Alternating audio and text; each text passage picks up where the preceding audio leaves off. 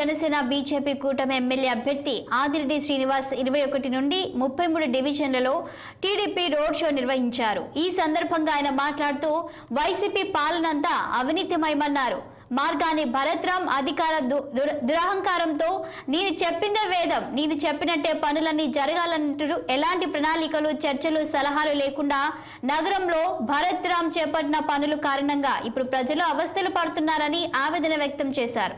మంగళవారం కురిసిన కేవలం అరగంట వర్షానికే నగరంలోని వీధులన్నీ కాలువలను తలపించాయన్నారు.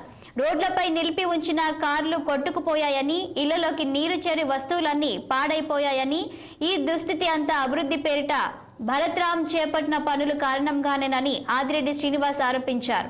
రాజమహేంద్రవరం అన్ని రంగాల్లో అభివృద్ధి సాధించాలంటే ఈ నెల 13వ తేదీన జరగనున్న ఎన్నికల్లో సైకిల్ గుర్తుపై ఓట్లేసి తనను ఎమ్మెల్యేగా, కమలం గుర్తుపై ఓటు వేసి దగ్గుబాటి పురంధేశ్వరిని ఎంపీగా గెలిపించాలని విజ్ఞప్తి చేశారు.